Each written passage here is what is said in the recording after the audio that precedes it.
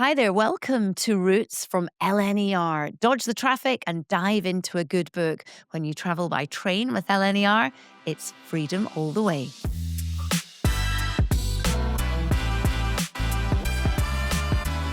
Welcome to The Quiet Coach on Roots from LNER. I'm Jenny Falconer, and on this episode, we're diving quietly into the travel mind of actor, writer, and director Erin Richards. Hello, welcome back. Thank you. Are you ready for this? Yes, Because we're going to get into the big three, Great. which is what everyone wants to know, your snacks, hacks and tracks. I want to know as well anyway. How do you wind down when you're away? I mean, if you've got like an evening off or you've got a day off, what do you do? If I'm being really good, meditate to start the day or end the day. I like to walk around and kind of get a feel of the place. If I'm not pregnant, like I currently am, I would do a run. That's like my favorite way to see a new city, because you sort of get, or take a bike, because you just get such a quick kind of view of it all. It's nice, isn't it? To go and explore where you are and get to know and unpack. That's my favorite thing to do. Like as soon as I get somewhere, I unpack everything and make it all like a little home. I think because I'm away so much and I have to make places feel like my place straight away. So yeah, my husband doesn't unpack and it drives me insane. He'll just leave his stuff in a suitcase for like the whole week. Sounds like mine. I do not. And when we get home, he doesn't unpack for weeks. God. Why? Does my head in. I'm tripping over a suitcase in the bedroom. Like, why? Yeah. It's like, you have got a wardrobe. Yeah. It's so weird. I'm glad it's not just mine then. Okay. I'd like you to tell me a place that has inspired you over the years. During COVID, we very legally, but it seems very naughty now, we did a interrail through Europe in the period that you were allowed to do it. And it was the most incredible time to be there because there was no one around. There were no tourists anywhere. And we went to Florence and we went to see the David. And there were like 3 people in the room. Was this in the summer? In the summer of COVID. In Florence? And there weren't thousands of people? No, because everyone was at home because it was really dangerous to be traveling around. But to see Florence with nobody there. It was incredible. And to see the David with no one in the room with you and just to have that luxury. We just sat there for hours and hours. And it was so inspiring to see that sculpture that way. I just remember walking in and it was obviously like the light and everything is so perfect in there. And it was like otherworldly. And yeah, I love the story of how Michelangelo, he was like 3rd or 4th choice to have that piece. There was a piece of marble that was sat outside some church, and he wasn't even the first person they thought of because he was kind of up and coming as a sculptor, and they gave him it. And he obviously said, everyone knows, like he said, the David just emerged from it. But to actually like be there and see that piece of work, and it's so perfect and it's so larger than life and it's just stunning. And I completely ruined the moment with my husband because I said that he looked like one of my exes. The most romantic time in Florence. I felt so bad. And so, yeah, that memory is like both twinged with like awe and also like real regret. Oh, well, look, at least you got to. At least you were there with him. You weren't there with your ex. Exactly. There's a reason I'm with my husband and not David. Exactly. I mean, Florence is lovely. It's just beautiful. The buildings there are incredible as well. Yeah. It was. I would go back there in a heartbeat. And I love Italian food and people and stuff. So yeah, Italy is really, I find, quite inspiring. Yeah, I love it. I mean, you have traveled a lot and you've lived in quite a lot of places. Are any of the places along the way somewhere that you think have changed you? So you arrived this person and you've left going, oh my goodness, I don't like that anymore. Or I don't know, that it's in many ways you could have changed. Yeah, I mean, I suppose Thailand was the place that changed me the most as a person, because I arrived kind of broken from this one relationship that I'd broken up from. Not David. But I reconstructed myself as a person on that trip, and I'd gone back. I've been back several times since, and it's always just, I find the the people of Thailand to be such a beautiful people. I find it quite a feminine country. Like I find countries have different energies, and the people of Thailand are very feminine energy, very warm and nurturing. And this place, the sanctuary that I would go to, yeah, it was the first place I learned to meditate, and that I've taken through my entire life, and I've done in various different ways. I do remember one other place, actually, Hawaii. Hawaii is one of my favorite Oh, which places in the island? world. I've been to Big Island and Kauai. Big Island was amazing because I had such an incredible relationship with nature there. Like I swam with turtle, and I was there kind of on my own. I was kind of seeing someone, but he was working all the time, so I just sort of went out. He gave me his car. I just went out around the whole island on my own and swam with turtles, and then I dived with a whale shark, just like completely randomly. We were going off to look for something else, stingrays, I think. And we got halfway into the journey on this boat, and the captain was like, "Get in the water now. There's a whale shark." And so I just stuck my mask on and threw myself, and I just landed next to a whale shark, and it was insane. It was like the most kind of Mother Nature-y feel. And then I ended up doing a Vipassana meditation, which is a 10-day silent meditation retreat, kind of by accident.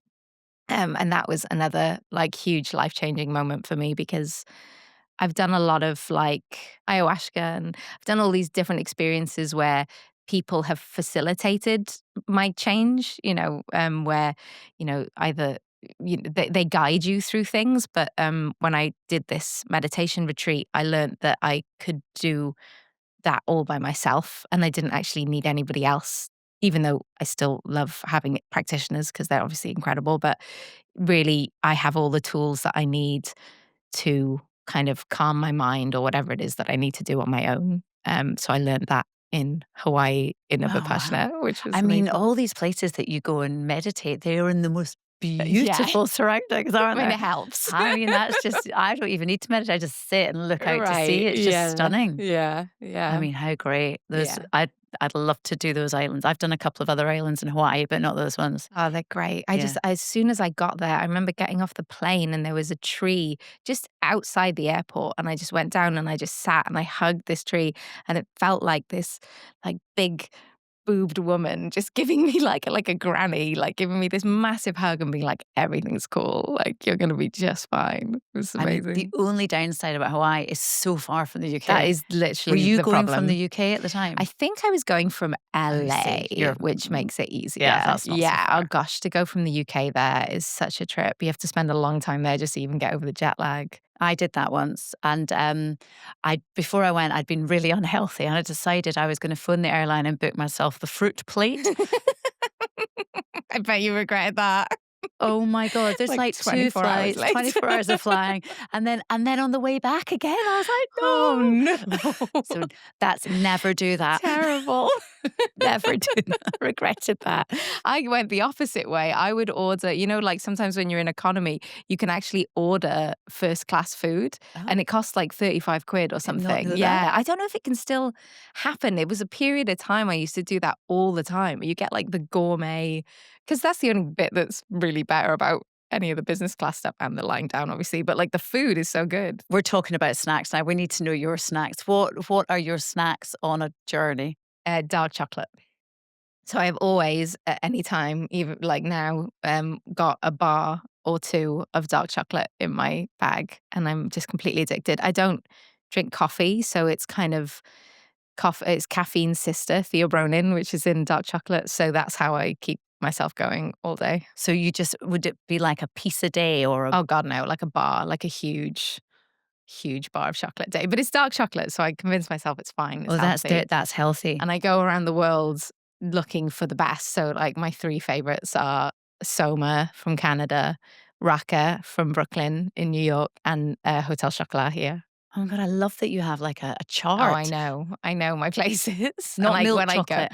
no, I mean, I do eat milk chocolate, but I don't get the same kind of buzz because dark chocolate's got so much. I usually go like 70, 90 is like my favorite, 90%. And I do 100%, but it's not, I like Oh the wow. sugar a little bit. Oh my gosh, I that's know. amazing. You need to go to the Hotel Chocolat restaurant if they still have it. What? What's Like, the yeah, restaurant? they used to have a restaurant in London in Borough Market. Every course No. would have chocolate. So like the mashed potato was made Oh, with that white might be too much chocolate. for me. Oh, Oh, it's white really, chocolate yeah. though. And Okay, all then right. instead of bread and butter, you get like little nibs of cacao. Oh, I love cacao. I make myself a smoothie every morning, which has 2 scoops of cacao and a scoop of cacao nibs, as well as all the other stuff in it. But yeah, that's like that's how I get through my day. Okay, chocolate lover. Chocolates, Absolutely. huge. Let's talk about tracks now. What do you like to listen to on holiday? I mean, are you a music person? Are you a podcast some person? I get really overwhelmed with the amount of music there is. So obviously, there's loads of podcasts as well, but I find that I never really know what music to listen to. So I'm more of a podcast person. Although I would like to plug my husband's EP, which is Carson Kelly Blue, which I listen to all the time. That Um, music's all right. yeah, he's doing like kind of modern country, which I really love. And he's a beautiful writer. But yeah, I think I love listening to I love learning. So I find like a podcast, like an hour of podcast, I can learn so much. So I really I like Louis Theroux's stuff. I like meditation podcasts. There's a really good like BBC one. They just give you like little 10-minute kind of meditations. And then recently, the last thing I binged was Telepathy Tapes, which is kind of like if you're going to listen to it, don't read the negative stuff about it because it's so magical to believe that it's true. It's about non-verbal autistic people having telepathic abilities. Oh, wow. And it's phenomenal. And it's so exciting. And then I made the mistake of reading the negative stuff about it. And I was like, oh, okay. But it's a bit like magic. It's like if you want to believe it, then it can be fun and true and beautiful. And who's to say it's not, you know? Okay, these are good tips. I'm going to Yeah. have a look into that. Our final one is hacks. Okay, so I want travel hacks or tips that make traveling more enjoyable. So my number one hack that I've been doing for a very long time is I don't drink builder's tea. I drink like herbal tea, so it only really works with that. But if you go to any of the coffee houses and order a hot water, they will probably give it to you for free.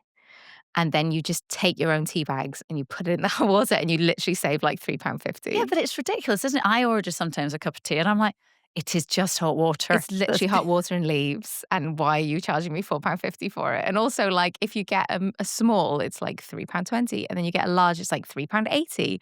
It's like, it doesn't cost, is that 50, 70, 80? No, 60p to put like a tiny bit more hot water in my drink. So, yeah, and then if you want to like really be bougie, I will buy hot chocolate from Hotel Chocolat. You can get like individual packs. And I will ask for hot milk, which usually only costs about 60p. And then you put your hot chocolate in and whiz that around. See, and I'm you've got a really free hot intrigued now if chocolate. the buffet car on the LNER is going to have loads of people going up Oh, going, yeah. can I just have some I forgot milk, about please? that.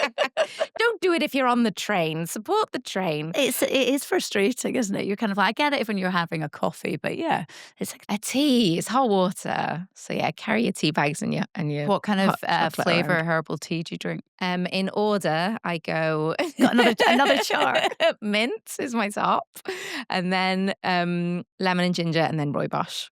Yeah, those are my top 3. I love that you rank everything. Everything, friends, this conversation. Okay, oh my goodness, where's this chat Same going way. in the list? Well, this is my very first podcast. Oh, right, okay, so we're number So number one. one. Yay! Amazing, right? If you could just avoid any other podcast from now Right, on, that would be sure. good.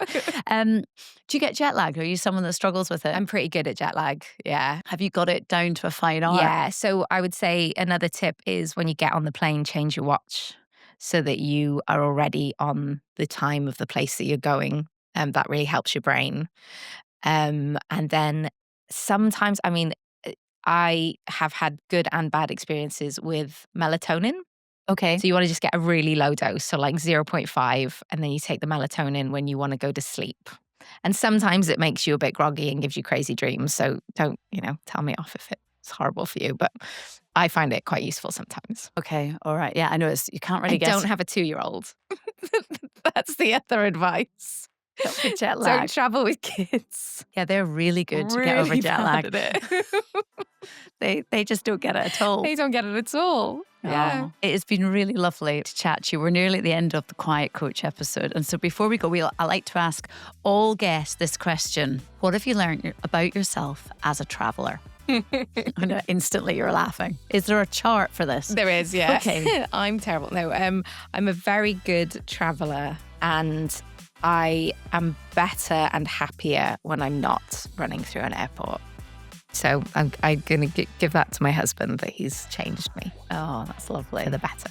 Thank you so much, Erin, once again for joining me on The Quiet Coach with LNER. Erin's new show, Mudtown, that's out now on You and Alibi. And you can catch Still Waters on S4C and Channel 4. And if you like what you heard, why not rate and review wherever you get your podcasts? And make sure you give us a follow too. Clear your inbox or think outside the box on LNER. It's freedom all the way. Roots from LNER is a Distorted production.